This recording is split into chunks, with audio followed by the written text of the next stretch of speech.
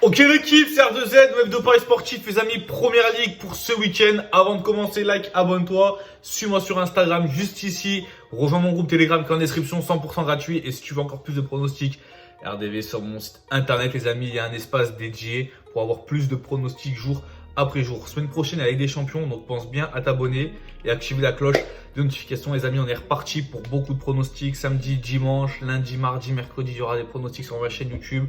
J'ai pas mis mon micro, vous voyez que le décor a changé, c'est normal. Juste pour les deux vidéos de ce week-end, ça sera sans micro et le cadre aura changé. Chez moi, j'ai plus de connexion Wi-Fi. Problème avec la box, du coup, je dois être en partage de connexion. C'est pour ça que là, je suis monté en haut pour avoir une connexion, sinon en bas, ça capte pas. Enfin bref, une dinguerie.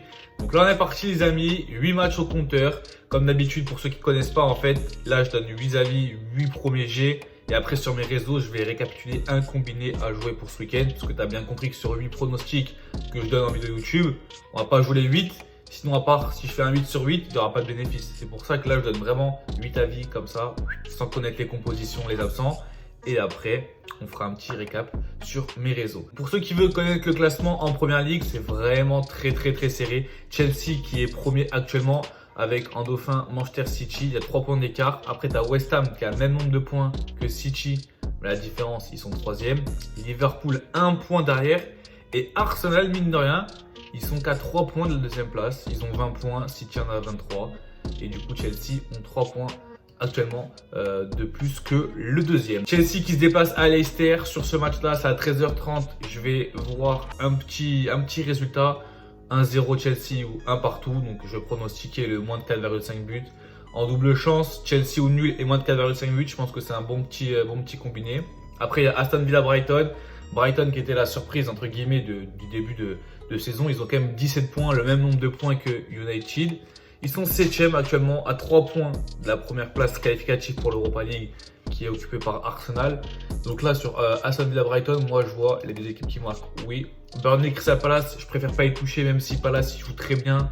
Et je pense petit avantage à Palace, donc Palace au nul pour moi qui se déplace à Burnley. Newcastle Brentford, je vois les deux équipes qui marquent. Deux équipes bien joueuses avec pas vraiment une grosse défense. Du côté de Newcastle, ça encaisse beaucoup.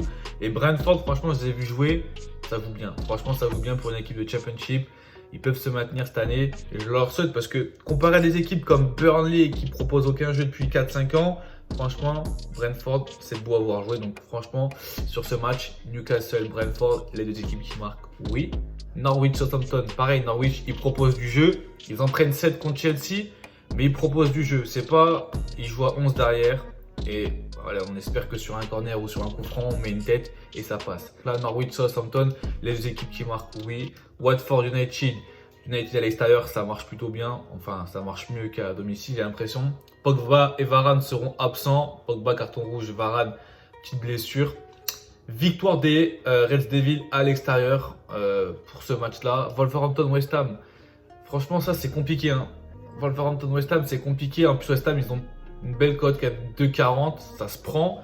Mais il y a bien un jour où leur série va s'arrêter. Et franchement, Wolverhampton, c'est pas dégueu. Ils sont juste derrière United. Hein. Bon, ils ont 1 point derrière United. Après, c'est assez serré. Hein. Franchement, entre la 6e et la 12e place, il n'y a que 2 points de différence. Donc voilà, ça veut un peu rien dire le classement actuel parce que tu peux gagner, prendre 3 classements et tu peux perdre et voilà, te retrouver limite au-dessus de la zone relégable. Donc là, Wolverhampton qui reçoit West Ham, je ne vais pas jouer, mais si j'avais un truc à donner, ce serait plutôt le match nul. On termine avec le choc Liverpool-Arsenal.